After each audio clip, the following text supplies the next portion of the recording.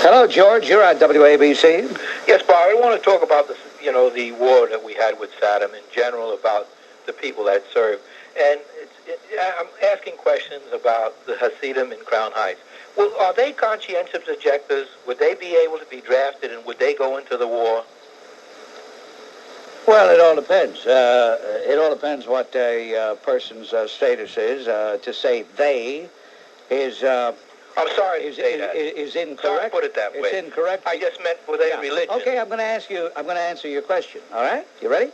The answer is each case, according to the official records, was kept on a case-by-case basis. I say was kept because since 1972, when Richard Nixon eliminated it, we have not had a draft. You got it, you dope, you gabon, you anti-Semitic creep? I know what you're up to, you think. Hello, Bob. Listen, you're a smart, intelligent man. Why don't you stop with this Slick Willie? I listen to you every day. Yeah. Believe me. Yes, I believe you. Please, he's the president. He's the president-elect. George Bush is still the president, according to the Constitution. But stop with the Slick. No, I have no respect for him. I might not feel quite this way if it weren't for the fact that in the debates, he showed that he is a sleazebag. He didn't once refer to the president as President Bush. He didn't once call him Mr. President. Even Ross Perot, with his megalomania, called him Mr. President. Hey, look, you want me to be a fake and a phony? No. You want me to pretend that I have respect for this guy? Okay. No. All right. But, like I say... Why are you repeating yourself, Bertie? Why are you repeating yourself? Because I want you to stop. Well, I'm not going to stop it. How does that grab you, pal? And each time I say Slick Willie, get a little device for your radio that will delete the phrase, like a beep, each time I say it, okay? Are you there, Bernie? Yeah, I think you're a sore loser. With that, he hung up. I don't know. Some people were saying I wasn't. What did I lose? I wasn't running for office yesterday. Although to hear some amateurs around this place, and we are loaded with amateurs, believe me, to hear them talk, you'd think they won an election. Just wanted to refer to your comment earlier about about lining up oil executives and lining up against the wall. And they're some of the biggest thugs in the world. Well, granted that I'm sure there are some exceptions in the industry, but on the whole, I think the oil industry provides a great service. Oh, cut it out, will you? There are a bunch of crooks out there. How can you say that about that? Because they're gougers. They're gougers. They're taking this opportunity now because of the oxygenation thing. They keep raising the price, raising it. And to show you how sneaky those bastards are, I'll tell you what they did. You really think they collude together? Yes, well, they don't have to collude because they're birds of a feather. They don't have to get together and compare notes. All they have to do is just look at themselves in the mirror. They say, I am a oil executive. Therefore, I must screw the public. Come on, Ed. One more point, though. It's just, on many occasions, you do give, I don't know if you do this out of convenience, but you do pay homage to, I guess, free market principles. And, well, this is not free market. Hey, listen. Of course it is. Hey, look, just because I pay, it isn't homage. I do believe in the free market. Unfortunately, these guys are taking advantage of the fact that the American citizen is so addicted to driving, he can't imagine a day of boycott. I guarantee you one thing.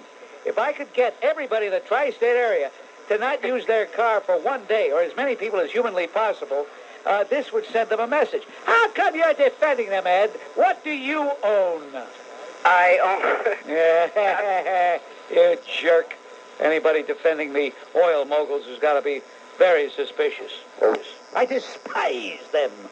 The Thursday before the election, and it was on Friday that the stooge in the campaign dropped the bomb. Now, you may have been listening earlier, right, when I reported that the new assistant to Lawrence Walsh, yes, is conveniently a big contributor. Right. His firm contributed $20,000 to the Clinton campaign.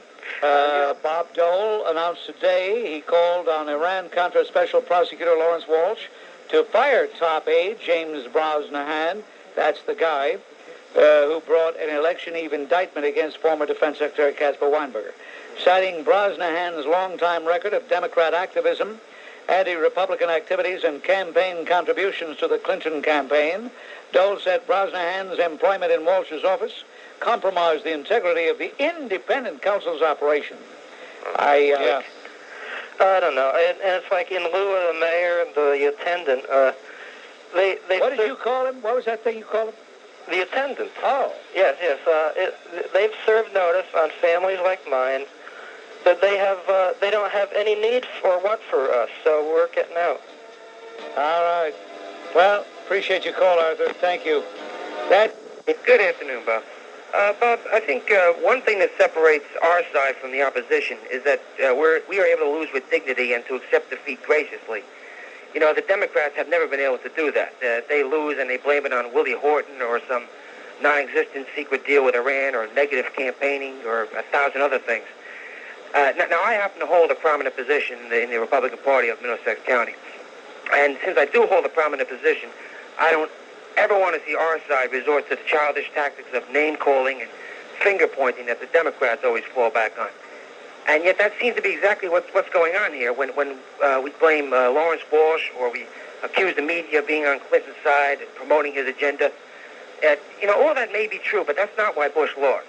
Now, you're a prominent spokesman for a conservative viewpoint, and therefore... No, I'm a prominent spokesman for Bob Grant's viewpoint. But when you were... No, wait a minute. First of all, Don, I don't believe that you're what you say you are, because if anybody is an important figure in any organization, they don't call a program anonymously and say, I'm a big shot. They don't do that. Well, you don't want a real big shot doesn't do that, Don. You don't want me to give you my real name, do you? I don't care. I mean, my full name, rather. I don't care. I thought that was against the rules. Well, since you purport to be somebody I don't think you are, we'll all fall on the floor. We'll hear your name. My name is Charlton Heston. You bloody baboon! See? He exposed himself as the fake and phony and fraud, and I knew it, and some of you dummies out there, some of you gavones were going to get sucked in to what this jerk was trying to do. I despise fakes, but I love to expose them. Hey, Joe, how'd you like that fake? Yeah, it's amazing, though, how you can pick them out. I've never been able to see anybody who can do that like you can. But it wasn't logical. What he was doing was not logical. If he was a big shot in the Republican Party, he wouldn't be saying those things. Yeah. Two questions. Why is it every time you have an atheist on, you see fit to disparage and mock and make the guy out to be a simpleton who just doesn't see things right? In my opinion, atheists are probably among the 1% of intelligent people in this country. How can you possibly believe that a deity exists, considering the shabby state of world affairs and human-to-human associations and with all the misery and debauchery involved in the world? And let me ask you a question. If there is a God, then what's he holding back for? Why doesn't he just appear, create a big miracle, lift up the Empire State Building a few thousand feet, zip it around a little bit, put it back down, show that he's here, everyone will bow down. There is a God. There is a God. No, you wouldn't bow down. I would. No, you wouldn't. I'm waiting for Hey, you show. slimy jerk! Yeah, you wouldn't bow slimy, down. stupid You idiot. wouldn't bow down. You would say it was a trick. What are you talking about? I would. No. Hey, Jeremy, why is it? You want to deal with rationality. That's your problem. You're not able to deal with rationality. Oh, really? You're not able to deal with rationality. You sound so childish. Have him lift up the Empire State Building to prove that get off my phone. Yeah, you want to know something, Jeremy? Yeah. I don't like the sound of your dumb voice. I don't like the sound of your dumb, stupid voice. I want you to get off my phone, and I want you to stay off my phone. I despise you. Grant, and we got 60,000 construction workers out here that are unemployed. And when they were employed, they were spending their money in the store. They were stimulating the island economy. We're very depressed out here. The bond issue would have created 22,000 jobs out here and put people to work to make them spend money and stimulate the economy. And it was voted down. Cuomo was a working man's governor. Oh, my for the working class. And you keep he's for himself. Yeah, he's for himself. Left wing, whether you're backing the conservative Nazis or you're backing conservative Nazis? Who went against hey, Mike, Hitler attitude. Hold it a minute. Why are you always backing these? The extreme right and the extreme left. They both stink, and you're the extreme right. What's the matter with you? And you're the extreme idiot. How dare he say Nazis? How dare he? Mike of East Meadow and Joan, who called earlier from New Jersey, these are two left-wing skunks. But I shouldn't get too mad at them because I'm giving them agita by being on the air. Just think, I give them agita being on the air. So I'm going to stay on the air just to continue giving you agita, you skunks. There can be in the Cuomo household about that. But Il Supremo doesn't want to give me the satisfaction of complaining. Won't do you any good, Mario. You swat shame. Let's say hello to Dorothy from Montclair. Hello, Dorothy. Bob? Yes. You said you didn't want to be here today. I need you. I've been chasing you for 2 or 3 days. I'm going to explode. Well, I'm here. Gracious lady from Montclair, Dorothy. Well, there was a Dorothy from Montclair, but I hardly consider her vicious. You know what black people are going to do about the black crime. I would like to say to her, if she watched last night Channel 13 PBS, where they portray, they feature a bunch of white criminals, rapists, murderers. I just want to say to her, if she watched last night Channel 13. Why don't you call her and ask her and get a translator so she can understand you when you ask her. Either that or take out all the garbage you have in your mouth. Where are you from, pal? I'm from Haiti, sir. I'm sorry to hear that. And you're on WABC. Hello. How you doing, Bob? What's on your mind, Glenn? A lot of things, Bob. But first I want to mention Jack Kemp. I consider myself conservative in my political views. And I'm wondering why people like you and a lot of other people, you know, Jack Kemp's like the darling of 96. I think this guy is like a George Bush moderate. And every time I hear the guy talk, he's talking about building projects or something. What's so conservative about this guy? Can you give me an example? What's his position on abortion? Well, first of all, Glenn, it's still 1992. We just got through with a bruising election campaign, and it's too premature to be talking about 1996. Right, but you brought up Buchanan like he's a radical this and that, and everybody's hugging, Kemp. I'm trying to conclude my response to you, Glenn. I'm sorry, sir. I said, first of all, it's premature to be talking about who the nominee is going to be. Even you, with your obvious limited capacity, agree with that, right? Yes. Okay. Secondly, where is it written that conservatives have to be opposed to trying to do something about the inner cities? Well, I didn't know that was inimical to... It sounds like he wants to spend taxpayer dollars on people who don't want to work. Well, it may sound that way to you, but that isn't the impression I get at all. And I think your nihilistic approach, where you say you don't want to do anything, you have no... to be a good conservative, you mustn't feel that there's the need to do anything. That's going to give conservatism a bad name. That's number two. And number three, you're a fake, a phony, and a fraud. I could tell by the fact that you belched purposely. You probably are the essence of a Howard Stern emission. And the emission for which he's most famous, or infamous, as the case may be. Hey, Glenn, if I ever see you, please raise your hand, say, I'm Glenn. I'm Glenn, Bob. And I'll punch your dumb nose down your filthy throat. But first I'll put on a plastic glove because I wouldn't want to touch you. I can't believe it. I can't believe it. Okay. Hello. Yes, well, I guess that I'm a Republican, being that I seem to be leaning towards the side that is for the rich. Side for the rich. Right.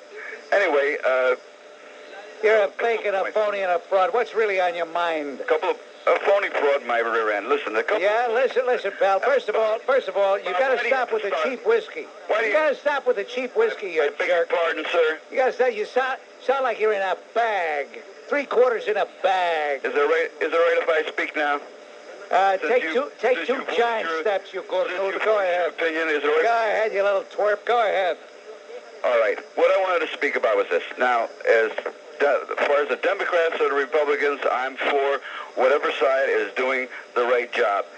I guess I lean towards Bush this time. But now, what aggravates me, Bob, is this. All right, we got a president now, and we have to deal with him. He's a liar, just like all the rest of them are, and probably will, and it will probably never change that way either. But all this word bashing about this, him doing this, and him he's going to do that, and picking on him, we got to deal with that. You said that about a week ago. You said, well, he's in, and we have to deal with him. So why aren't we dealing with it and just giving the guy a chance to do what he's going to do, right or wrong? First of all, he's not president yet. But it doesn't matter. It does matter. He's not president yet. That's number one. Number two, let's wait and see what kind of programs he comes out with before we comment on the program. Exactly. As far as the fact that he's a lying, phony, fake fraud, aside from the fact that he indeed is a slick liar, that's not going to change. If you don't like the fact that I'm not a hypocrite and suddenly I start saying he's peachy keen, I'm going to send you a list of alternative radio programs you can listen to. In the meantime, sober up and get off my phone. You're a jerk. Get worse and worse. And I'm wondering when the people are going to take responsibility for this, when it's going, this happens at 5 o'clock in the morning. Why aren't the parents concerned that their kids aren't home at 5 o'clock in the morning? What parents? Who says they have parents? Most of these, you call them kids, most of these biped predators don't even know who their fathers are. For all they know, their mothers delivered them by throwing them up like a hound dog. I mean, these are, you're making the mistake of thinking in terms of a kid sneaking out the back door while mom and dad are busy sleeping or something. These are not kids in the sense of in the traditional sense of the word, and they certainly don't come from a family setting. Well, what bothers me is whenever something like this happens, the first question is, were the police following police procedures in chasing I know the car? police are always on trial. Of course, in the case that you're talking about, I believe there were, 2 or 3 who burned to death, right? Right. Well, that's 2 or 3 mutants that will never prey on decent folk again. There's a couple examples on your show of why we're slipping into third worldism, as you put it. I agree with you, but I don't think I totally agree with what you think the cause of it is. I think it can be traced right back to our spiritual condition of the country. I think just this past election, Clinton, for instance, getting in, as much as I don't think the problems are going to be solved politically, it really saddened me because 90% or more of the population claim to be Christian. Now, what bothers me is how can people who claim to be Christian and they claim that Jesus Christ is their God and his words and his map for living right is in the Bible. How can they claim Christianity when they vote for a guy who's, just take one example, okay? I'll lay off a couple of the others, but just the homosexual issue. Here's a guy that says, he's going to do what he can to open the door for this kind of activity. Now, their God, who they claim to serve, is totally 360 degrees opposed to that activity. There's a big problem here, and it's frightening. I mean, the other guests that you had on before talking about dishonesty and everything, all this stuff can be traced back to what people believe to be right and wrong. And the more we chase God out of our society, the worse it gets. And unless we wake up and really come to grips with, hey, when the people came over here that founded the country, they didn't put statues of Buddha or bring Korans. They brought the Bible. They planted crosses. We stood for Judeo-Christian principles.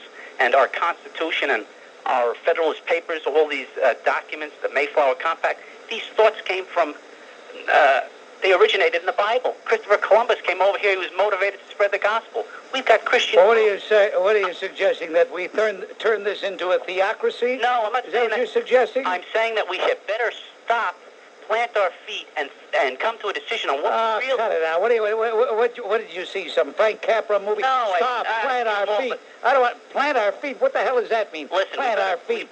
Where'd you hear that? What half-baked sermon did you hear that from? Listen, Bob, don't you think there's a problem in the country when, for instance, I teach... I think there's a problem when a guy comes on like you do, talking about evangelism. You scare me, pal. When we elect a president, we're electing a president. We're not electing a bishop, a rabbi, a pope. We're electing a president. I don't want to mix the two, pal. Yeah, but you're saying the same thing I was saying before. You're saying what scares you, or what you point the finger of blame to, is the people. I do too. I'm not saying Clinton's going to be it's a mirror of where the people are at as a country, and I'm telling you, it's a spiritual problem. The people don't know right from wrong anymore. Well, a spiritual problem, yes, but you're trying to make it a religious problem, and I submit to you that there's a difference between... How come you have to go to page 53? Why don't you just look at the New York Times almost every other day? Well, the New York Times is not bearing anything about George Bush or about any Republican. Oh, yes. That's Martin, you missed the whole point. Yes. The point is, because it was about Daniel Inouye, it was buried on page 53 of the Daily News. Right.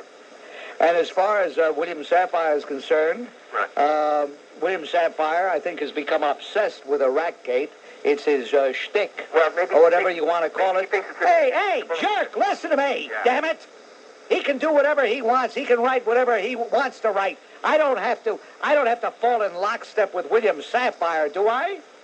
No, except it is an impeachable offense that he's talking about. Well, fine. Then let the law run its course. But how come you don't talk about something that's an impeachable offense? Because I leave it for scum like you to talk about it. Sure. Yes, get off my phone, you jerk. I thought it was 4 o'clock already.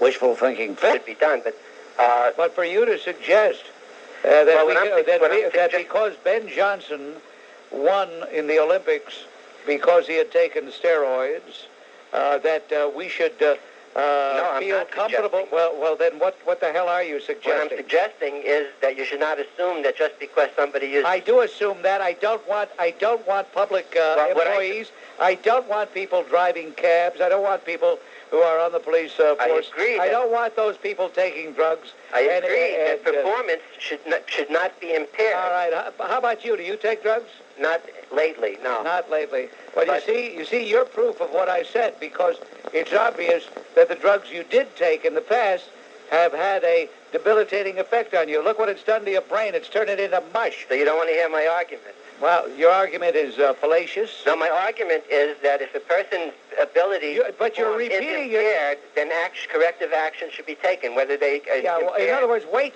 till the bus driver crashes the bus. Wait till the cop shoots right his along. All right, well then. Before they drive. All right, hey, jerk, you walked right into that, you jerk, because what you're saying then is they have to be tested. Otherwise. Okay, thank you. This guy's a pathetic case. I don't want him to call it more despise callers like that. Steve, you're on WABC. Hello. One of our local newspapers has a headline, "I'm History." And that's supposed to be the statement made by the inept, moronic, idiotic, depraved school chancellor Joseph Fernandez. Here was this vaunted savior who, when Mr. Green died suddenly, unexpectedly, the city of New York looked southward to Miami and said, aha, we may have lost a minority, but we have another minority, and this guy is even better, and he has become a total travesty. Joseph Fernandez, don't tease us. Don't whet our appetite. Just leave. Get out. Get out of town. You've done enough damage.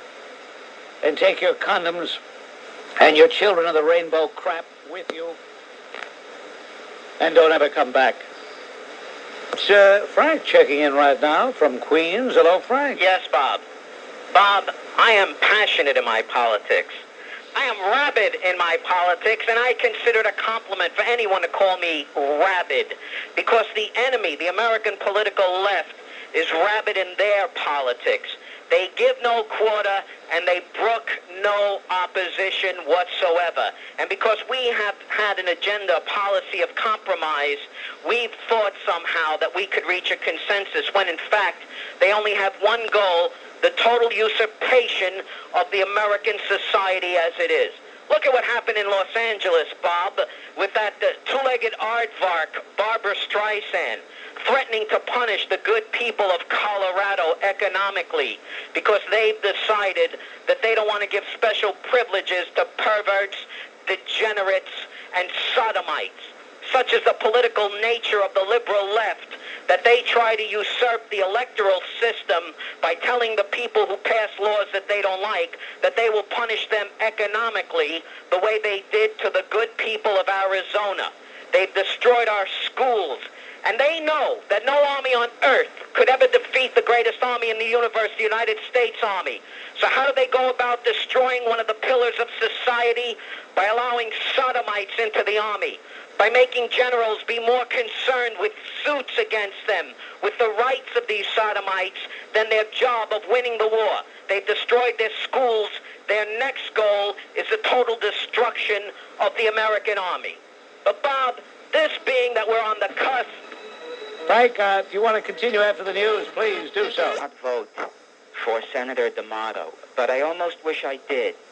He said something today which I respect a great deal. He recognizes that if Bill Clinton fails as president, then we all fail. The entire country fails.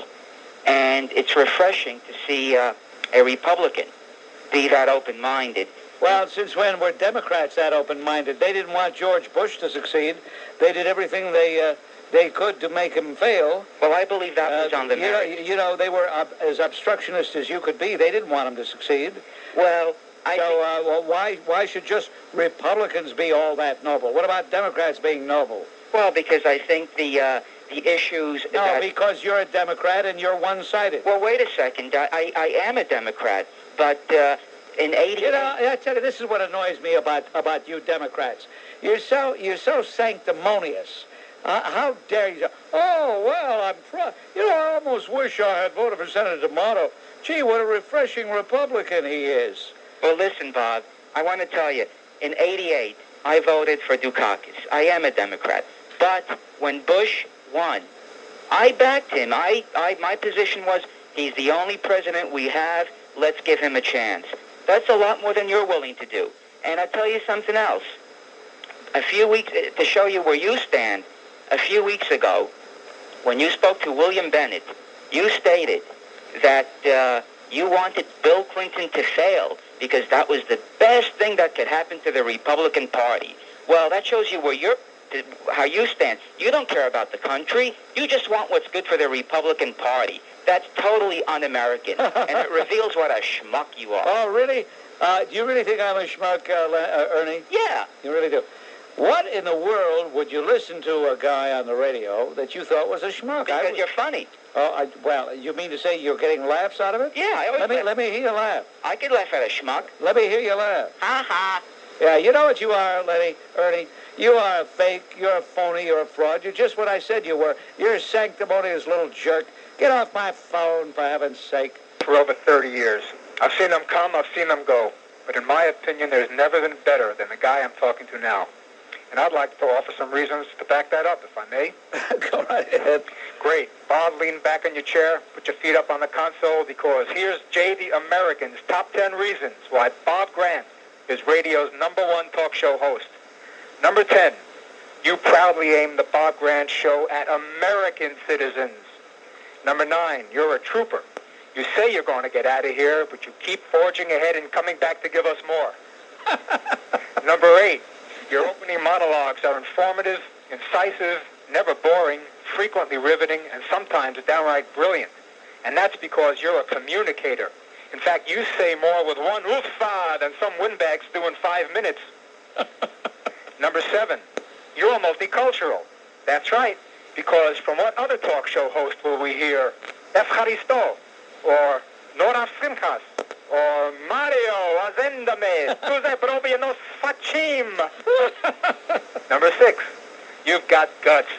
You call them as you see them, you play it as it lays, you nail them to the wall, you step on toes, and we listeners resonate with you when you rail against dumb promos, dumb ball games, dumb callers, dumb commercials, dumb competitors, and dumb executives.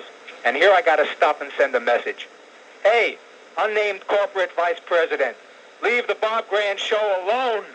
If it ain't broke, don't fix it. You know what I mean, pal? Number 5.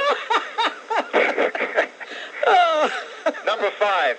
You don't take unfair advantage and pot down callers in order to lecture uninterrupted or get the last word. You have real conversations that start and end naturally, even if it's with a get off my phone, but not today. Number 4. You give thoroughbred callers like John of Staten Island and Frank of Queens all the time they need, to the delight of your American listeners. Number 3, you're a visionary, for it was you, Bob Grant, who first warned the American people that we're slipping and sliding toward third worldism, that mutant criminals are out of control, that we need a mandatory sterilization act, that Ross Perot was a phony, and that Slick Willie will be a disaster for our country. Number 2, you're not afraid to call a jerk, a spade, a broad, a limp wrist, an attendant, and a fake phony fraud, a fake phony fraud. And the number 1 reason Bob Grant is radio's number 1 talk show host, you're Bob Grant. And they're not. Bob, you're an original, you're an American, you're the best at what you do, and like a good friend, I welcome you into my home every day and hope to be doing so for a long time to come. Well, I thank you for that. I enjoyed it. Thank you very much. Sure. Apparently, Laura's not very popular. She has call waiting, and nobody called. Oh, gee. Oh, well, what are you going to do? I don't know. What am I doing here anyway? I don't know. It's a weird atmosphere around here. It's weird. Isn't it weird? It's weird. I don't know.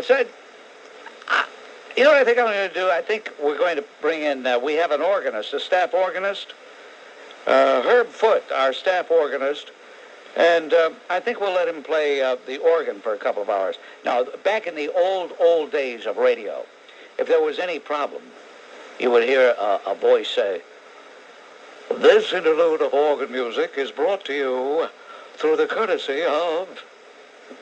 At any rate, I think the whole thing is getting to me. I really do. I think it's all getting to me. I don't want to have a mental breakdown here in New York, because it'll take me to Pilgrim State, or what's that other one? Creedmoor. I want to have it in New Jersey because Marlborough State is near a lot of friends of mine. As a matter of fact, a lot of friends of mine are there. And Anyway, the blacks appreciated them. What's the point here? Now the point is, why this sudden, a certain cadre of blacks, especially in New York City, all of a sudden dislike Jews. And if you ask them, they don't know why either. But Sarahan laid the groundwork. Now, who are you talking about? Sarahan. Isn't that his name? You talking about Farrakhan? Yeah, he was the black Muslim leader. Louis Farrakhan. Yeah, Farrakhan. Oh. And somehow he's been affiliated with the Arabs. I've heard where the Well, Arabs... he's in Chicago. I'm getting bored with your call, and thank you, Helen. Oh, all right. Hello, Leah. WABC with Bob Grant. Hi. Yes. That lady you just spoke to about Farrakhan? Yes. She said Farrakhan. You couldn't figure out who she was talking about? I know. It's Louis Farrakhan. Well, why don't you just, go along with her? What do you make them believe like you don't know who she's talking about? I did know what she was talking about. I see you had a good break, because now you're in a little better mood, right?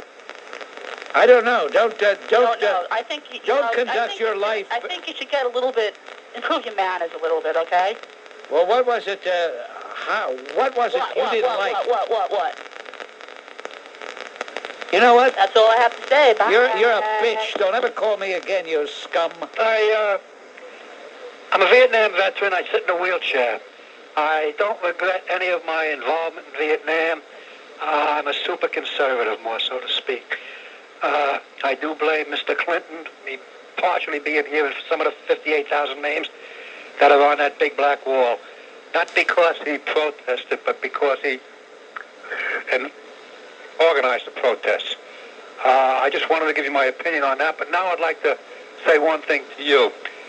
Suppose I was on that cruise ship with you, Mr. Grant, and I'm sitting in a wheelchair. Am I an inconvenience to you? Well, I think what I said, I stand by. Just because you told me about yourself, and that gives you a very lofty position. No, sir, it doesn't. Well, I mean, you know, you were trying to be an elitist, Mr. Grant. I'm just saying. Go ahead. I'm sorry for interrupting. I'm just saying, Bill, that it is a tremendous inconvenience. If you were on that ship, I'm sure you would have agreed with me. And I don't think it's fair to the rest of us. So there. I mean, what else can I tell you? What do you want me to back down because you told me that you're a war hero, and for that I salute you? Mr. Grant, don't holler at me. I'm hollering at you because I don't like the way you said, what if I was on that ship? Would I have been an inconvenience? Let me ask you a question. Where were you during your Vietnam involvement? Were you with us over there? I wish I were. Oh, then you'd be liable to be like me, Mr. Grant. Then what happened? Then nobody would want you, huh? Hey, look, pal. Hey, listen. So you took it personally. That's your problem. That's not mine. No, so I stand by my statement. Any Vietnam veteran when you said that. Oh, cut it out. No. It's got nothing to do with Vietnam. Baloney.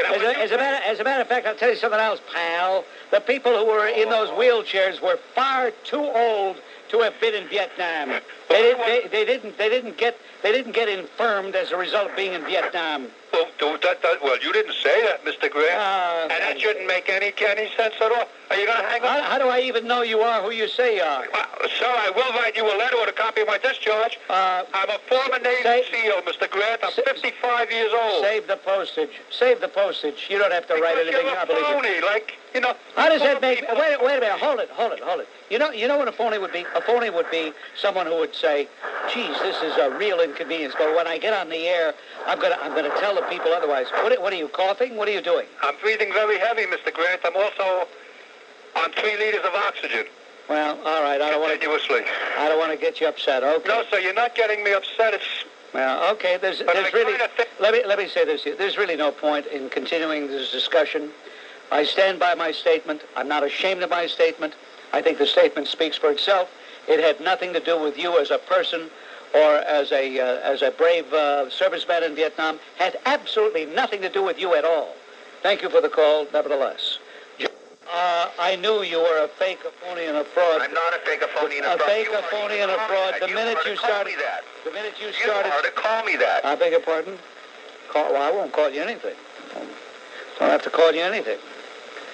Get out of my life, you sick creep. David, you're on WABC. Hello. Do you have an opinion on U.S. troops going to Somalia? Yes. What is it? Don't send them. Why?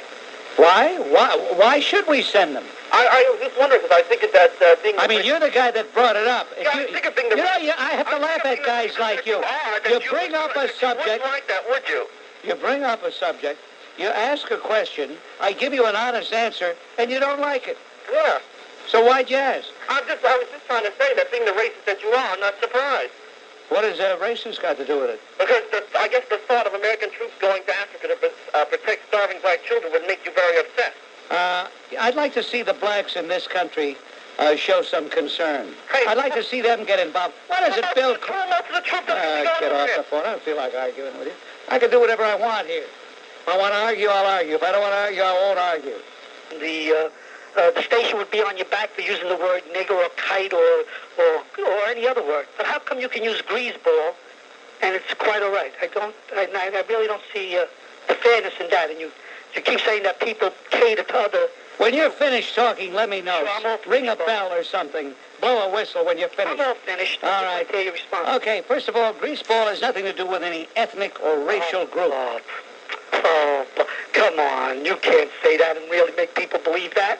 You don't think greaseball means Italian? No, you could be a greaseball and be anything. No, Bob, not really. Really. Get off my phone, you greaseball. I'm one of those sympathetic colors calling you to tell you how great you are. I want to make it short. May I have a message for what's his name in Albany. Can I please just give the message? Well, if you do it correctly, you certainly may. Guaranteed, sir. Mario, ascéndame. Tus los premios Pashim. Thank you, sir. All right. What venom. Barbara, you're on WABC. Hello. Hi, Bob. Bob, a few years back when Jim Wright was being riddled with ethics charges, it seems that you and a lot of your right-wing callers... Oh, I love that characterization. Didn't have enough bad things to say about Jim Wright. By the way, Bob, wait a minute. Let me interrupt you because you talk about right-wing callers. Right. It just so happened that a lot of Democrats were glad he resigned. Okay, well, where are the Republicans' concerns regarding Robert Packwood? How do you equate Robert Packwood with James Wright? Well, very easily, because Bob Packwood is being accused of sexual harassment. This man should be thrown out. Big deal. He kissed some broad on the back of the neck. He hugged another broad. He made a big deal. Big deal. Get off my phone, you slime bag. Oh, I said bag. Write me up. I'm on report. I used an epithet ending with the suffix bag. It doesn't exist, and it's got to start with our young ones. And I'm really frightened. I mean, I wasn't born in this country. I was born in India. My parents were immigrants, and I guess I am as well, although I am a U.S. citizen, and I did vote for Bush. Unfortunately, he didn't win, but I don't know. I'm scared, and I'm basically afraid for my own children. I just want what's best for them. Everybody thinks America is wonderful, and I get this feedback from my relatives back in India who say that, wow, you're so lucky you live there. And yes, I am lucky.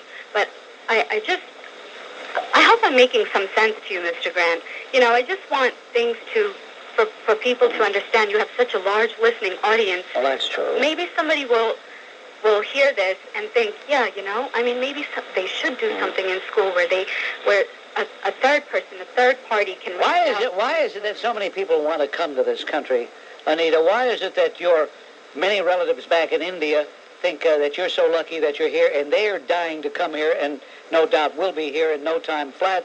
Why is it that they all want to come here? They don't know Whenever I go to visit, and my cousins are very with it in terms of political times and so on and so forth, and in India, I mean, if you do well, you can really do well for yourself, despite the fact that it's such a poverty-stricken country, and education and many of the amenities are not available to everyone, to the majority of the population.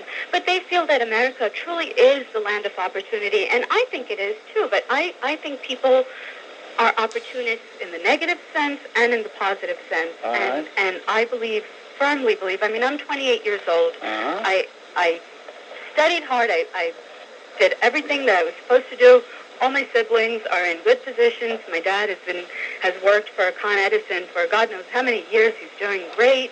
My family is so important to me, and I don't know. I mean, Mr. Grant, why is it that people who have the opportunity here don't take it? You know, I feel lucky. I came here when I was 6. I see. And I still feel this way. And I just hope and I pray to God that my kids will turn out to be... I'm sure they will. Mike, hello, Mike. Good evening, Bob. I agree with what you said earlier on about it would take a cataclysmic catastrophe to put mankind out of its misery. But what I want to know is what can we do as individual American citizens to speed this process along? To speed what process? Of the catastrophe. Well, we can arrange to have a huge meteor collide with the Earth. What about psychic powers? Yesterday you had a caller who suggested psychic powers. Well, maybe that's what we can do. Maybe tomorrow we'll all do some mental work, and we'll all concentrate on the destruction of the planet Meshuggah, which is the third planet from the sun, formerly named planet Earth. Do you think Dionne Warwick could help our cause? No doubt. For she could help anything. Okay, thank you, Just Bob. bring your tarot cards. Okay. It's so sick out there. I mean, you know, if you have the misfortune to have some insomnia, you wake up and you turn on television, you see all these commercials for these broads looking at the camera like a bunch of slimy hookers, and they say, "You can get two. Call me. Of course, there's a 900 number. You know, you got to be very careful of these sneaks that have 900 numbers. Anybody that has a 900 number, they are opportunists who want every thin dime they can extract from you. Where are you from? Where are you from? Mr. Grant. Where are you from? You're ashamed of where you're from. Listen to me. May I reply to you, sir? Okay? All right, as long as you're on your knees, go ahead. Yeah, I reply to you, sir. Okay, I like that. I am very proud to announce to you that I am an American. Now, you mentioned my accent once before. The accent is from Williamsburg, Brooklyn. I love this country. Prior to your arrival in Williamsburg, Brooklyn, Ralph, where did you reside? Okay. In 1951, I was born in the Williamsburg section of Brooklyn, and I'm very proud to be. And then you left Williamsburg and you resided where? Then I resided in the Bushwick section of Brooklyn. No, you got that accent from the Caribbean somewhere, pal. No, Mr. Grant. No? Listen to me, I'm telling you the truth. Then you speak Spanish more than you speak English. You want to know the truth about that? No, I don't. I can hardly even pronounce certain types of Spanish. Usted es un cabezudo. I don't think so. Yeah, he knew what I said, that fake, phony fraud. On WABC, let's say hello to Richard. I don't know why a guy would be so ashamed of where he's from that he's afraid to tell. So, Al D'Amato was on your show not too long ago trying to persuade you to go to the inauguration. Yes, he was on the program on the 19th of November. Do yourself and your stomach a big favor. Don't go. Oh, I'm not going. I don't want to be anywhere near that stench. No, you'll never be able to tell. You won't come back the same. No, I don't want to be anywhere near it. I don't want to be there. I don't want to watch it. I don't want to know anything about it. And as each day goes by and I see that the economy is getting better and better, and George Bush was right, I become more outraged over the outcome of the campaign. Well, you know, to this latest topic about segregated or integrated education, and that is that my wife and I live here on the Upper West Side, and on a few occasions that I've seen a local high school let out, it's almost, I would say it's virtually black. There are a few Hispanics, no whites. The blacks get out and they immediately go north. They go back to Harlem. So what you have here is children coming from a basically segregated, if you want to call it that, community, trained a couple of miles out of their neighborhood to what is essentially a predominantly white neighborhood, although we're the Upper West Side has an interesting mix, to have a segregated education. And that is, I think, illustrates the insanity of this type of this policy of, in a sense, not forced busing, but it certainly is forced subwaying or whatever you want to call it. And the consequence is that they're not getting any better education. That's for certain. And they have whatever education, if you want to call it that they're getting in this neighborhood, they could easily get in their own. I called bias crime. I mean, this is totally ridiculous, Bob. I feel, as a white man, that, like David Duke says, that we are being discriminated against. I mean, if every white out there cannot see it, then they must be blind. And if they don't see it now, they will never see it. Another thing I wanted to say about the Church Avenue incident. I live in Brooklyn, and there was an incident on 5th Avenue and 85th Street in the Bay Ridge area where there was a group of Irish people, like myself. They were acting rowdy in the store. They weren't doing what they were supposed to do, go in there and buy something and walk out. They were throwing this man's fruit around. The Oriental, which owns the store, Korean, Chinese, whatever, most likely Korean, he pulled out a gun and he shot the Irish kid right in the head. This happened like 3 years ago. There was no protest. There was no charge of racism. No nothing. It was wrong. Maybe the most he should have got is maybe a little bat on his legs or something, get out of here. But he got shot in the head, murdered, for just throwing fruit around. I was in the area, like maybe, I don't know, a couple weeks later or whatever, because Bay Ridge happens to be a bar scene, you know, a club scene, right? And I seen this Korean being hassled by these guys, throwing stuff around and everything. So I said to my friend, hey, let's see what's going on. This poor man that owns the store. Then what happened? Yeah, he's being harassed. Then I thought quick in my head, wait a minute. This is the guy that shot the kid in the head. Really? What? Yeah, that's the same store. But they changed owner, but most likely it's the same relative. Jim, I'm getting a little nervous. No, don't get nervous. But you're making me nervous. No, I want to explain. No, I'm not making you nervous. But no. You're not making me nervous, but you are making me nervous. No, you don't understand what I'm getting at. Yeah. You don't understand. What I'm getting at is why the time has come where whites have to stick together. That's basically what I'm trying to say. Don't hold your breath, pal. No? Don't hold your breath. Well, no. I'm just hoping one day. Just don't hold your breath, Jim, all right? Okay. And that's why you're making me nervous. Another thing I want to say. No, Jim, I got to move on. No, I got to move on. Jim, I got to move on. The guy's really making me nervous. I'm getting jumpy. I'm getting herky-jerky. Well, maybe not herky, but... It's powers of healing. You feel that you really have been the healer that Il Supremo, that Spachim in Albany said you would be? If not a healer, a heal, certainly. All right, well, that's streamlining things, right? That is correct, Bob, and mind you, I am dedicated to leading the city of New York into a future that is every bit as glorious as the past 3 years have been. How do you feel about being on this program when indeed you have appeared exclusively on our morning show? You certainly know how to put somebody on the spot. That's true, I was once on the morning show, but now I prefer to be on with you. Is it true that the distaff member of that team is smitten with you? I highly doubt that. Oh, I mean, yes. Oh, why did you change in midstream?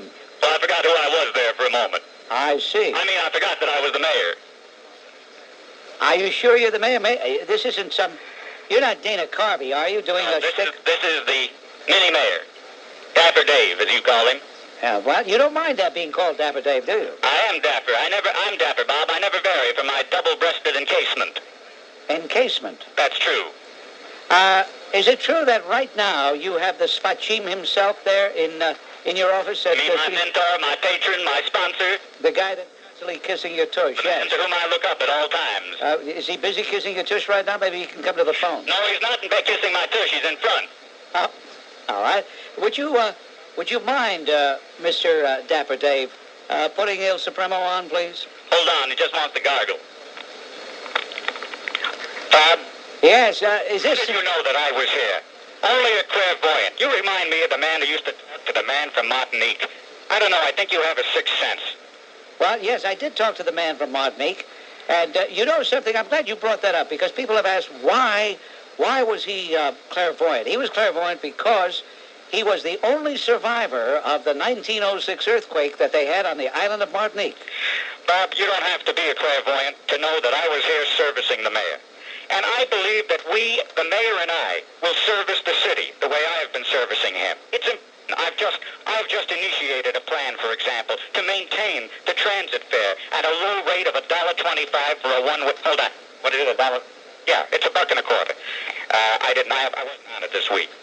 All right, so tell me, Il Supremo, what is your plan? Bob, my plan is to, you know those individuals that the mayor, that he described to you, representatives of his who are out taking collections all over the city? Well, we've agreed with them that they will take those collections and half of that money will go to the mayor's re-election campaign and half will go to paying the transit fare that heretofore they have insisted on evading by jumping over the turnstile. Isn't that illegal? Bob, we live in an era of relativism now. Certainly on an objective scale, it's illegal to jump over a turnstile, but when compared to what else is going on, really, who cares?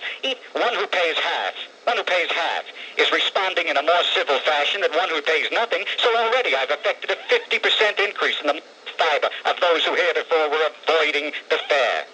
Is it true that you've been getting annoyed with all these people sending you that message calling you a Spachim? And Bob, the logic that I'm applying to the fare reduction techniques will be applied when I am seated next to Mr. Justice Ring on the Supreme Court of the United States. All right, you want to talk about that? We'll talk about that. Is it true that Slick Willie and you really, underneath it all, you really have no use for each other because he said you sounded like a mafioso. He didn't say that. Go back and play the tape. Although I shouldn't tell you. You play that stupid tape every chance you get. You haven't given up on that tape yet. It wasn't he that said it. It was his girlfriend. I mean, it was Mrs. Flowers. I mean, Miss Flowers. I mean Jennifer Flowers. No, she said she wouldn't be surprised. You know, she was half a... and her name used to be Jennifer D. Flowers. You know, she... Abominably. What are you laughing for? No, wait a minute. Let's focus here on something you just mentioned. She said, and I know because I heard the tape 10 million times, she said that she wouldn't be surprised if you didn't have mafioso connections. And Slick Willie said, he certainly sounds like it, doesn't he? And then he called you, and I quote, I'm quoting, ladies and gentlemen, a tough son of a bitch, end of quote. I didn't hear that last part. Repeat that. What was that? Said that about me? Slick Willie said you... He said that about me? Yes, he did. Bob, you know something? You're not such a bad guy after all. Why do you say that? Because when you just pointed out to me, that which you just pointed out to me, I realized that I have been befuddled all these months and years. Actually, the campaign was going on for years. Bob, I'm beginning to come around to your point of view. He is a slick note. Well, he bears some... We all, I'm having a war with myself, Bob, but all individuals have a duplicitous nature. We have the good and the evil embodied within us. I'm certain that at times you have fought the war with yourself, psychically and emotionally. We're complex. Let me explain to you, as Teilhard Chardin used to say. As I learned in a seminary, when my dear mother, who was a humble woman who came from we used to go up on the roof and look at the Empire State Building, and I said, someday I'll push people out. Someday I'll be there, in Big Town, in Manhattan. As my mother used to say, as she dedicated herself to making me become a priest, she said, Mario, ascendeme, tu sei probia... No, that's not said. I tell you what, El Supremo.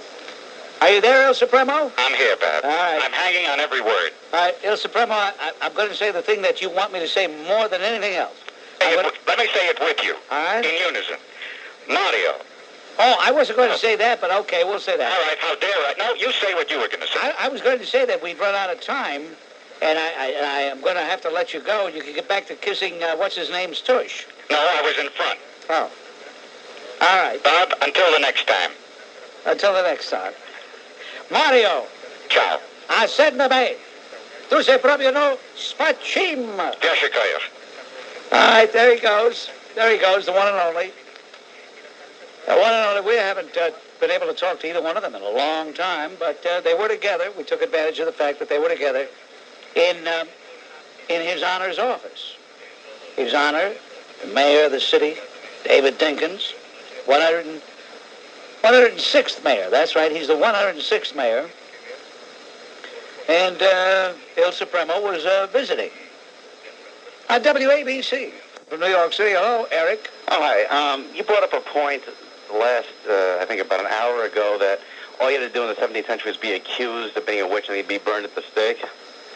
No witches were ever burned in the United States. They were burned in Germany, France, Scotland, and England. And I don't think you should be spewing false history over the airwaves, sir. False history? Yes. Well, then there's an awful lot of people who believe that false history, isn't there? Thank you. What a jerk. Jesse, you're on WABC. Hello. Armed robbery in New York? Yes. Well, I figured it out. At $40 average a ticket times 4,000 tickets a day, the city of New York makes about $35 million a month minimum. Doing what it does not take that much money to run the city for a month. And this permeating dishonesty probably accounts for 20% of the armed robbery in this city, where citizens are justifying their acts to compensate the dishonesty of the parking authority itself. Who's making all the noise in the background there? Where the heck is this guy going? Are you calling from a pool hall? What is it? No, there's an entrance to this restaurant. There are people making noise. A restaurant, eh? All right. It sounds like they're having a good time. Hang on, I'm not finished making my point. Well, we can hardly hear you. Okay, then they're gone. They're gone? The crowd that just went through is gone, so there's peace and quiet. Oh, did they have heartburn? What was their problem? Oh, just noisy people coming in the restaurant. I see. All right, so what is it you'd like to say? Well, New York consequently has been turned into masochists to get used to this totally brutal shakedown, hold-up mentality of the New York Parking Authority. And it's no wonder that they believe Mark Chapman went to trial when they never saw a trial for Mark Chapman. Oh, this guy's still on this thing. This guy's a real sicko. He keeps talking about Mark David Chapman. Keeps talking about him over and over and over again. I'd like to find out who this guy is, and I'd like to go there and kill him. Robert, you're on nothing drastic, mind you. Robert, you're on WABC. Hello. Hello, Bob. This is Robert, the walking around dead person. No wife, no job, no car, no money, no sex life, no progeny, no health insurance. No progeny? You're lucky. You're right. I went to look for a job today, Bob. It is so depressing. I had to get on the subway and get off the subway. The subway smells like a cesspool. They have 900 toilets on the subways, all locked. When are they going to hire... the subway stations. You mean the subway stations? Correct. Yeah. When are they going to hire guards and open up the toilets? Matter of fact, I'll apply. I will apply for the job of a guard, and then they can have the toilet open. It's ridiculous. I don't want to go to work because the poor conditions of a person who has to go to work nowadays. It's ridiculous. You've made absolutely no sense, but thank you just the same. Why should this guy be different than anybody else? Here's somebody with the name of Mendy. Hello, Mendy. Yes, Bob. I'm a long-time listener. It's the first time I'm calling. Tonight, what you did with J. Diamond was incredible. You just missed one thing. You forgot to mention of how he's laughing as he pushes the dirt over the coffin. On the coffin, it reads New York City. The city and state are being buried by liberal Democrats who think that this is a playground, and he came in on a form of he will make racial peace. Peace he made. Pieces should be used. He tore the entire city limb from limb. I'd like to hear what you have to say about that. Very dramatic. Thank you. You'd like to hear what I have to say. I have to laugh when people want me to grade their call. On a scale of 1, I should have thought, Mendy, on a scale of 1 to 10, I give you a half. It's a pleasure to speak to you. I think that you are the funniest comedian ever put on this earth. Really? How come I'm not making the money that the funniest comedian? You beat that joint there by a million. There's no comedian. Your program is the funniest program I've ever listened to. You make my day every single day. Hey, front office, did you hear this guy? Your program is unbelievable. How anybody can stop from laughing. The people that you have on and your answer are unbelievable. Really? But, yeah, absolutely. I really mean from How come everybody's enjoying it but me, then? Oh, no. I'm enjoying it, huh? I despise it. I hate this. No, well, it's a good thing my mother can't hear this program. She thinks I'm doing honorable work. You're making everybody's day. I die laughing every day. I can't stop laughing. It's unreal, some of the things that come on your air. WABC, Bob Grant here. Hello. My name is David. I'm a professor of European Studies at Johns Hopkins University. And I can't remember the person's name, but one person did bring up the point that only witches were burned in Western Europe and not the United States. And you hung up on him, and I have to say that's true. I've never been compelled before to call a radio station, but I just had to point that out to you. You all right? You feel okay, Dave?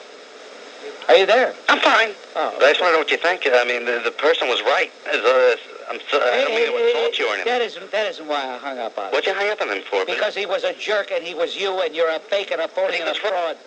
On WABC was the same guy. Just how all the shows on TV are about police. Cop, crime in prime time. Cops. Every time you turn the channel, cops. And, I mean, it's like the media... What's it got to do with the Berlin Wall coming down? I think it came down because the American public proved themselves to be soft enough for the great, or not the great, but the huge compromise between East and Western societies, whereby, well, you don't need a military police to control the masses. You can do it with the media. Therefore, now is the time. The American public is soft. Let's bring the wall down. We'll all congeal into a homogenized compromise of what everyone else had. We'll call it the world government. And, for example, ABC is the most Soviet station in America right now. Tonight at 10 o'clock, Barbara Walters trots out a decoy to cover up... Oh, this guy constantly talking about that there was a decoy in the shooting of John Lennon. I wish, of course, Mark, you weren't screening all week. I'm tired of this guy getting through, giving different names, coming up with the same thing. Explain it to him. He looks like he's in a state of shock. Every day this guy gets through is real sick. I'm going to say it, John. Scumbag. On WABC. Thank you, Bob. I was about to say that, slams lid on things for today, but foolishly, January 6th of 1992, I agreed to a new format going until 7 o'clock. And I'd like to know what in the world possessed me to do it. I despise it. It's 6 o'clock. NAACP and nothing to do with OTB. She is, as we had Rudy Giuliani point out earlier, she has absolutely destroyed OTB, a money-making proposition, and she's turned it into a loser. Does David Dinkins dare criticize her? No, of course not. Laura Blackburn only got out of there because of the tremendous pressure that was put on. Now, David Dinkins is a racist, and that may sound shocking to some people because David Dinkins comes across as mild-mannered Dave. He usually speaks in polite terms. He doesn't usually rant and rave. He probably, if he weren't in politics, he'd probably be considered a nice guy. So you don't think in terms of a guy like him being a racist. We think of racists as screamers, shouters. But he is. And the reason I say he is what you pointed out, the Washington Heights posture, the posture in the Yankel Rosenbaum killing, his posture in this incident right now. It betrays that he is not concerned with the total community. He is not concerned with the total community. Il Supremo, that Spachim, and all Spachims said we need a healer. Instead, we got a heal. Now, Tu sei proprio uno Spachim, tu sei proprio uno Spachim. Ascolta Mario, azzendami, tu sei proprio uno Spachim. I hope you get better, Janet. I really do. Thank you. Okay. She got a lot of nerve. Let me say this. A lot of nerve. Mod on. Oh. But believe me when I tell you. I'm on this line for over an hour. Yeah, but I'm not the only one talking. Yeah, but you're talking about this anti-Semitic guy. Throw him off the phone. You know he was talking about the Jews. Throw him off. No kidding. He was talking about the Jews. Isn't that interesting? Yeah, then you bring up, Mr. Burke and this here and that there.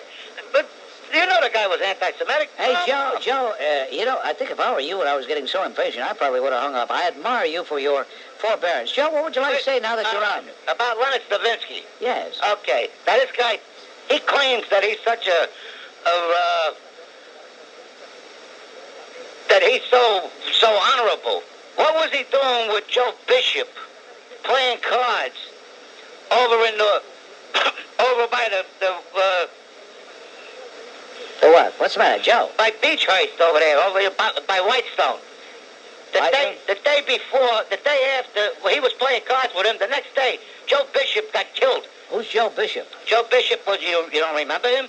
He was the president of the Painters Union. Oh, that guy. Yeah. He had the Fumado living in the house there. Yeah. Okay. I got it.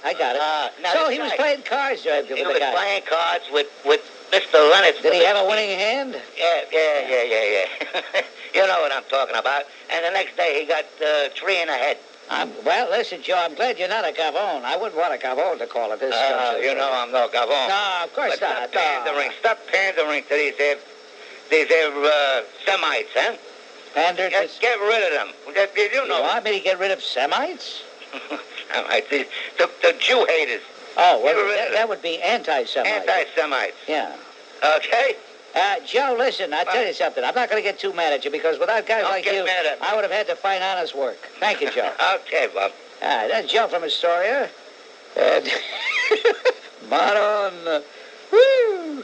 A short case. How come they always pay attention to these groups and they don't pay attention to the American people? And I'm talking about, I understand that the American Jewish Congress was one of the groups that were behind the criticism of Marge Shah.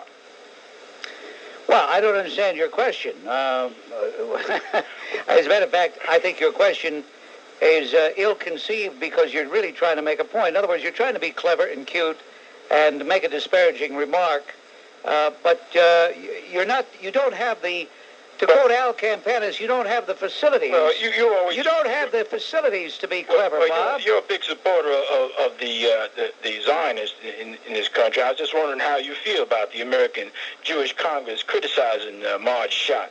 Well, this case is in the highest state court now, the Supreme Court of New Jersey. So that case is very near a final decision.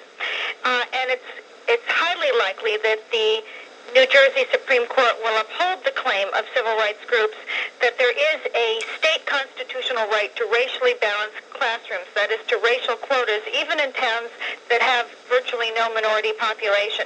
In Connecticut, it's a different situation. The case, Schiff versus O'Neill, is in the lowest of the state courts, the trial court, so it could be years before the issue is ultimately decided in Connecticut.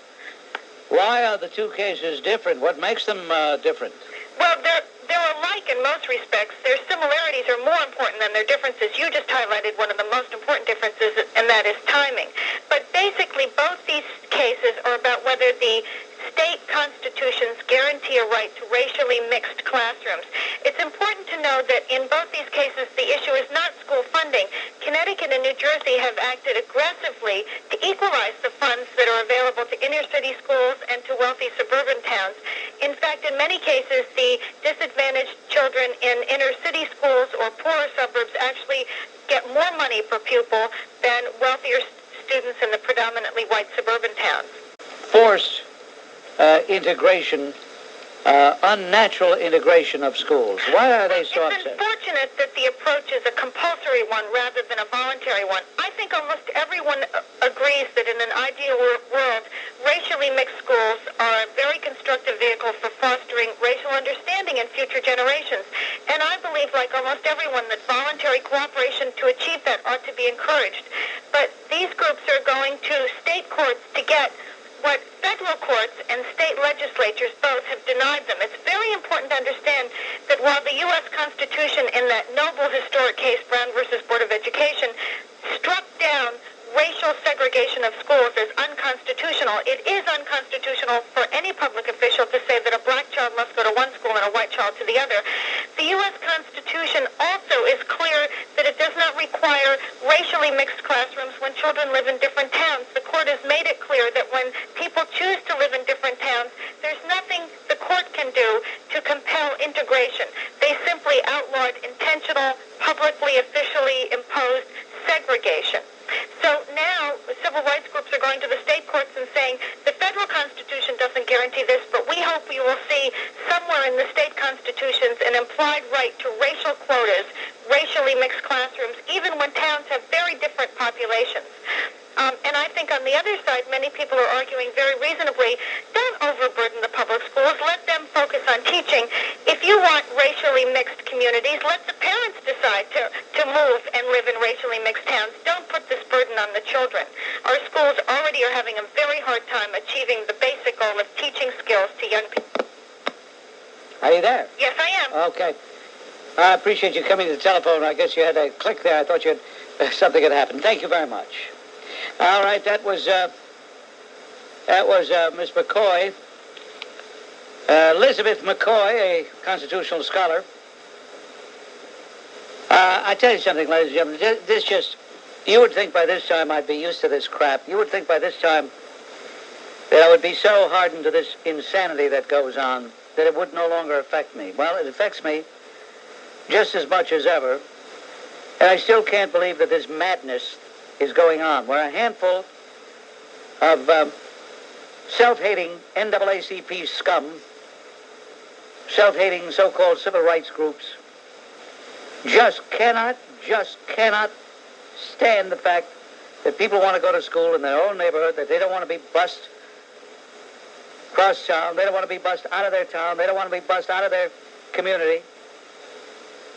They can't stand that. Their obsession what is their obsession? Nobody really seems to come right out and say it. I suggest that they feel that they don't want anybody doing anything without them. They want to just, I tell you what they ought to do. They ought to manacle. Here's what we ought to do. We ought to have the And I know it's going to happen in New Jersey because when you have Robert Walensky and the rest of those left-wing slime balls in there, you know it's going to happen. What they ought to do is manacle past the Flim Flam Florio would probably like this. It's up to his speed with his brain-dead approach. They ought to have as the mandatory manacle act of New Jersey. You get you get a white kid, get a black kid, manacle them. You know, like in that, what was that movie with Tony Curtis and Sidney Poitier? They were both jailbirds, and they escaped, but they were handcuffed together. What's the name of that movie? Anybody know? No, nobody seems to know. Anyway, at any rate, that's what they should do. Manacle a white kid with a black kid, a white kid with a black. This way you could be assured of constant, perpetual, total, 24-hour-a-day integration. God forbid anybody should do what they want to do. God forbid they should go to school where they want to go. God forbid they should live where they want to live. I got to get out of here, really. It just, every time I think it can't get any worse, it does. Bobby, you there? Earl of Teaneck is checking in right now. Hello, Earl. Listen. 2 weeks ago I called up and I got the boy Jay on the phone. Well, I want to ask you something. Where was you?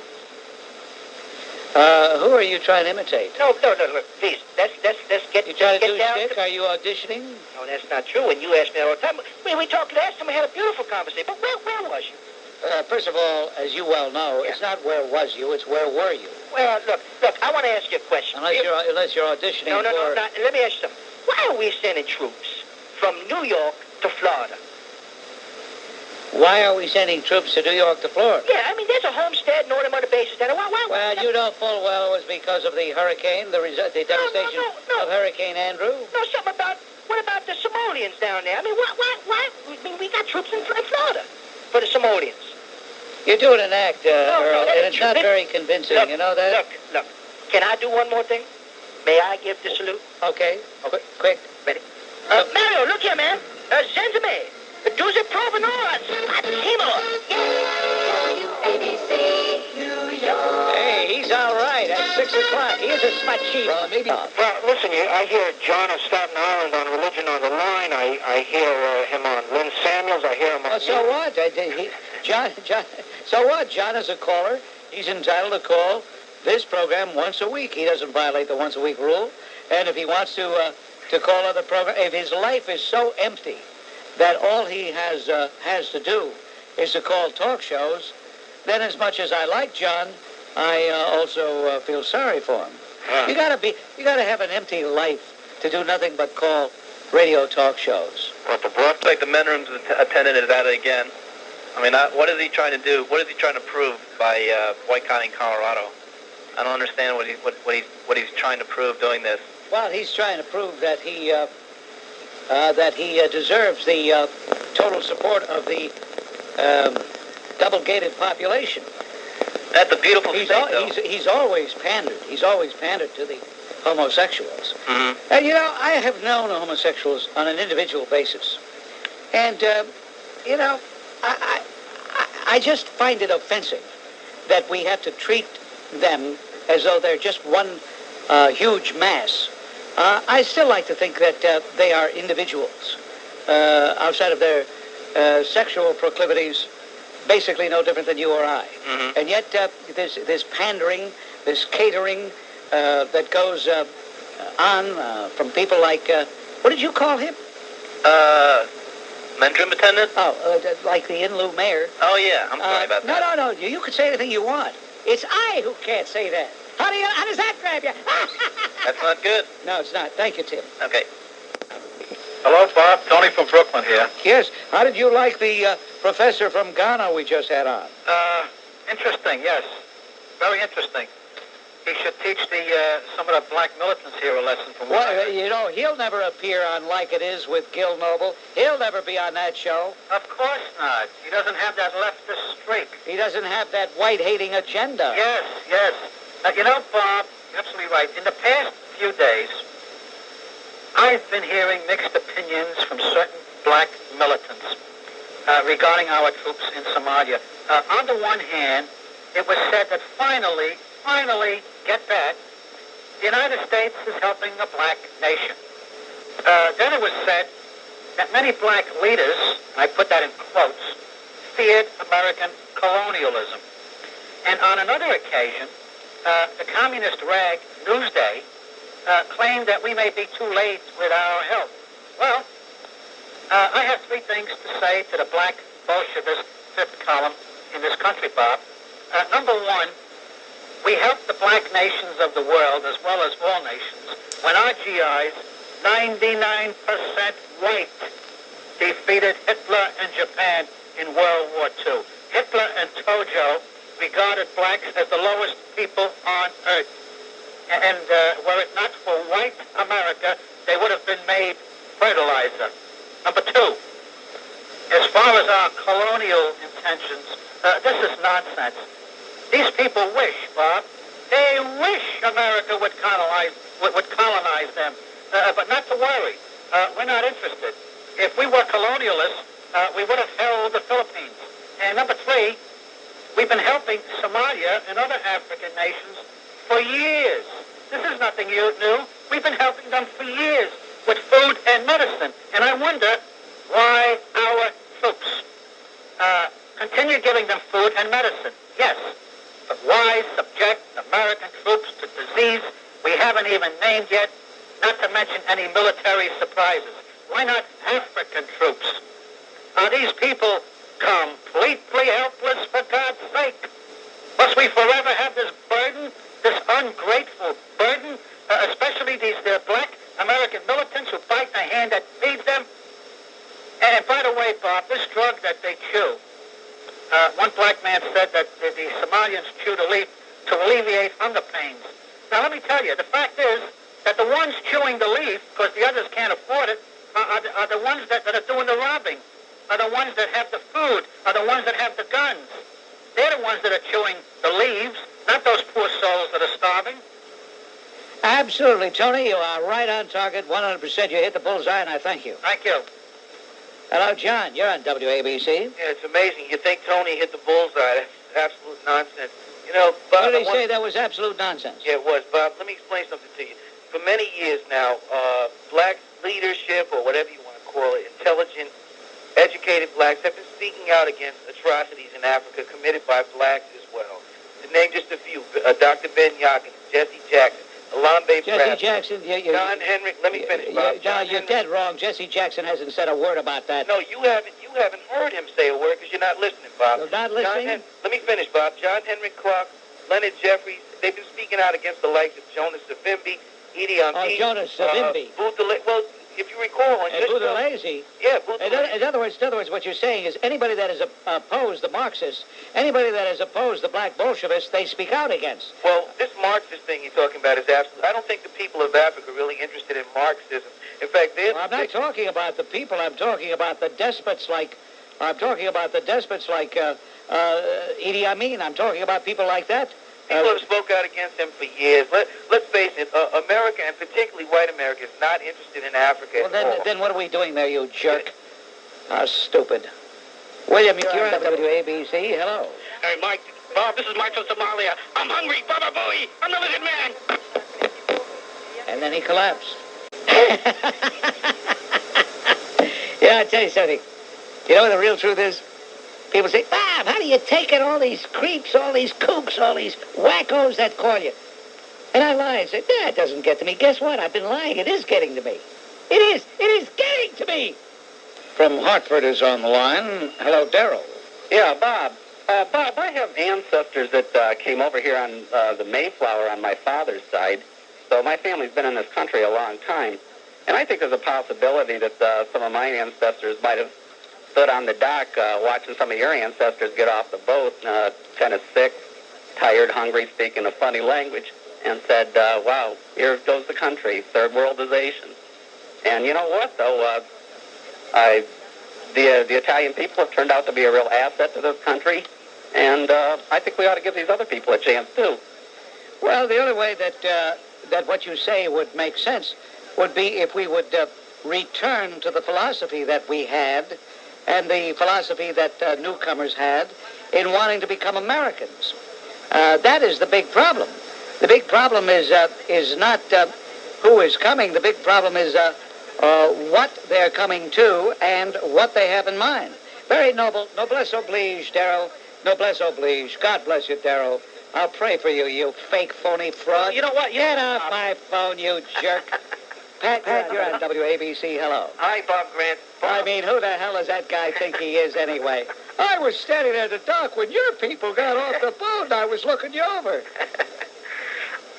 This is a serious question, Bob. I don't mean it any other way that I ask it. I would love to know what it is in English, the message you say to Mary. Ah, Monopoly, I'm tired of this question. I never heard it, Bob, and I listen to your show an awful lot. Just means you're a jerk. No, Bob, man, you're consistent. I mean, that's what it means. It means you're a jerk. You asked me, what is... You talking about the message to Mario? You're insulting me. No, it says, I'll give you the literal translation. First of all, it's dialect. And a lot of high-class northern Italians don't like it. People who speak a real Italian, they say, you're a disgrace because you're letting people think it's really Italian. It's a Neapolitan dialect, okay? Okay. All right? And it's saying, listen to me. And then it's saying, you are absolutely a jerk.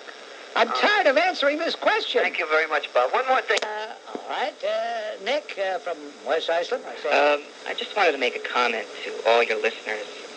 With all the earthquakes and the floods, the hurricanes that's happening all around the world, I wonder if people are beginning to see a pattern which would make one reassess him or herself.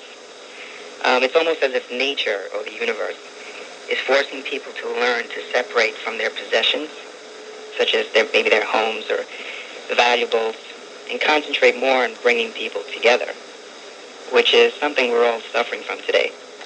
And it's also interesting that it's happening now around Christmas time. It's just something to think about. WABC, ladies and gentlemen, you must remember the format of this program is that I do invite telephone calls from anybody and everybody. How I react to them once they get on, and I hear their voices and hear what they're saying is something that we can't predict. But bear in mind that there are a lot of people out there, wackos of various stripe, and we attract them. We attract them. If you had any doubts, all you had to do was just listen since the 4:30 traffic, and those doubts should have been removed. How about this latest guy, this Vavavavoo guy, huh? Oh, did you bring it in? All right, thank you, Jonathan. I imagine that the propaganda mill ran the same way. You know what's interesting? You know what's interesting about the Times is that they always had an agenda, but they tried, not always successfully, as a matter of fact, usually unsuccessfully, but they tried to at least make a show of even-handedness in their reportage and in their layouts, and even some of their editorials were attempts at least sounding even-handed. But you know something? They don't even attempt to appear even-handed. They have a left-wing agenda. They have, for whatever reason, the Sulzbergers, the Oxes, they have a guilt feeling. Maybe we should check their family tree. Maybe they were all slave owners. Well, Ox is a good equivalent, I think. Because they have a tremendous guilt complex. Either that or they are intimidated by the black community beyond belief. And they are never able to analyze a situation for what it is and draw logical conclusions. No, biased incredibly. One last thing. Well, you keep saying one last thing. You're making me nervous. Okay. Hi, Bob. A couple of quick things I want to say to you before I read Mario. You know, you really crack me up, I tell you. I got a big kick out of you, especially when you say, I despise you. Now listen, is a Gabon a nincompoop?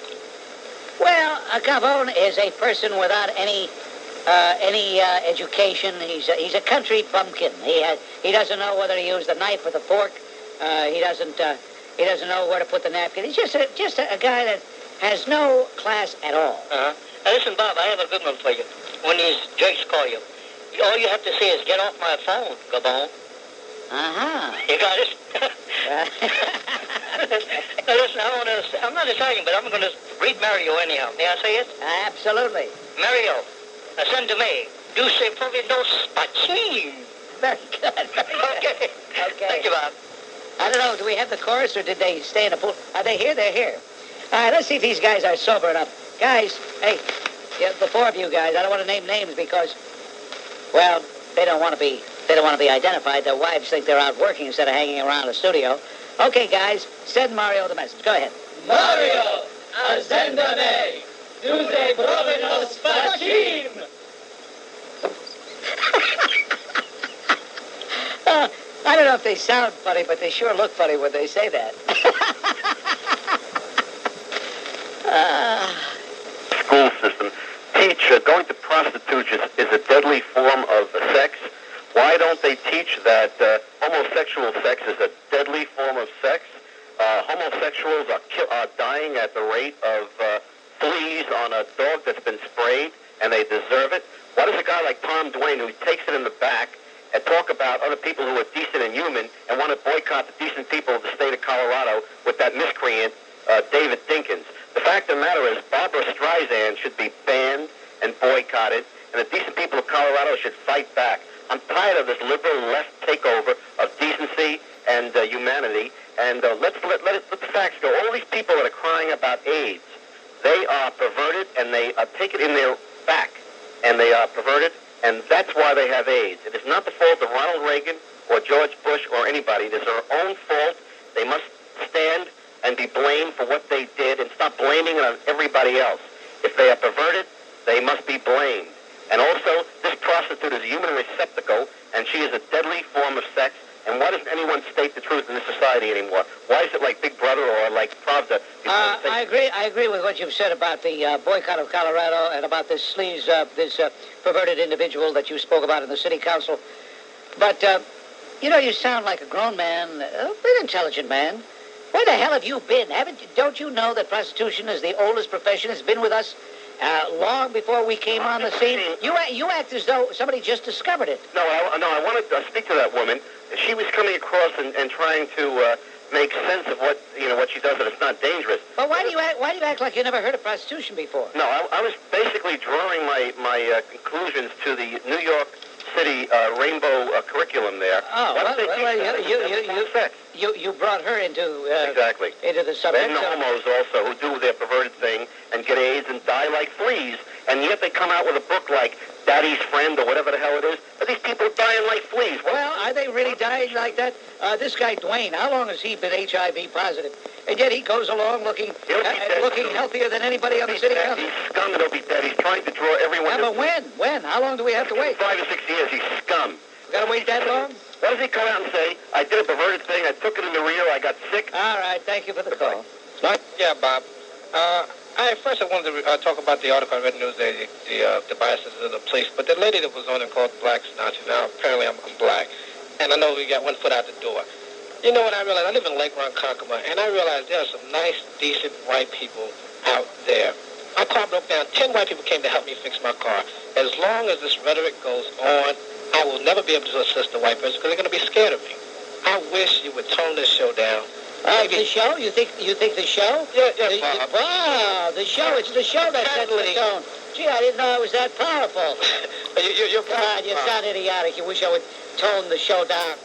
Come on, you'd love it, wouldn't you? That I'd be like all the rest. It's not. All the rest of it. Hey, look, you realize how idiotic. Okay. Hey, look, is this show heard in Los Angeles? The answer is no. They have. You know what it is? You know what it is? You're stupid. You're dumb, and you're a fake, and you're a phony. You're calling from Brooklyn. You say you live in Lake Ronkonkoma? I'm working in Brooklyn. I have to be working. You're calling on the job? Exactly. I don't believe you. Well, what do you do for a? I don't think you. What do you do for a living, John? What difference does that make? Ah, you fake phony. When they say what difference does that make, that means they don't want to tell you the answer. I wish you told the show with the sugar. Get out of here! I just.